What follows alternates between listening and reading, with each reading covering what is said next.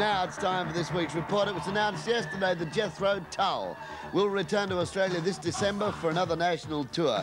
Jethro Tull were formed in the late 60s, first toured here 72 to promote their album Thick as a Brick. Tull's first Australian date for this forthcoming tour will be in Sydney Entertainment Centre, December the 10th. It'll also be happening, and was confirmed this week, that former Japan vocalist and songwriter David Sylvian will be here for a promotional tour late next month to promote his first solo album, Brilliant Trees. Last weekend, the MTV Video Rock Awards were held in New York. Some of the winners included Cyndi Lauper for the Best Female Video, with the clip Girls Just Want to Have Fun.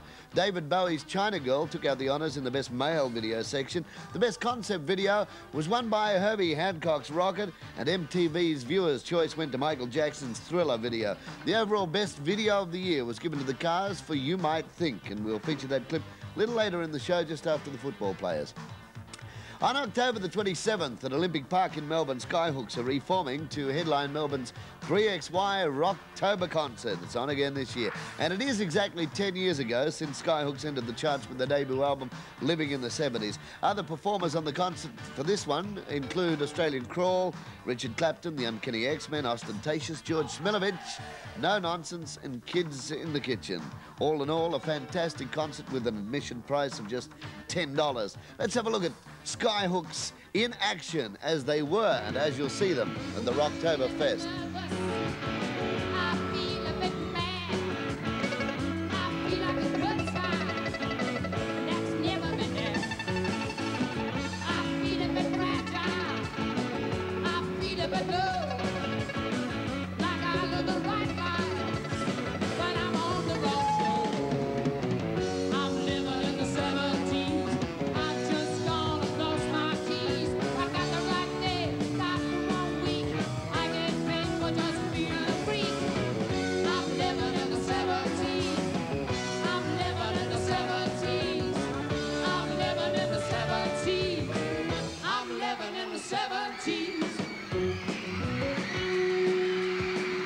Skyhooks, who are headlining the Melbourne Rocktober concert next month. The son of the late and great John Lennon, Julian Lennon, is about to release his first solo album. Julian, who's only 18 years old, wrote all the songs on the album, which will be called The Lot.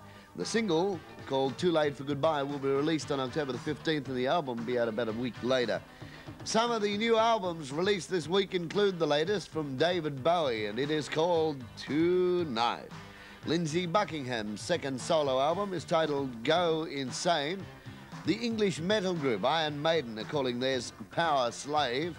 Donna Summer has a new album out. It's titled Cats Without Claws. Wonder what that relates to. And finally, a 5-track mini release for the Melbourne group No Nonsense, and they're calling theirs Around to It. Looking at the international charts this week for the second week in a row, in Australia, the #1 single is Georgie Michael's Careless Whisper.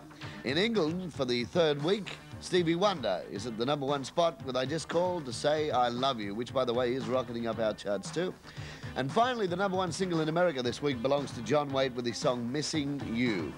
New Zealand band Split Enz certainly know how to go out with a bang. Lead singer Timmy Finn flew back into Australia this week to join the band for the Ends with a Bang tour, which kicks off from Canberra in a week's time.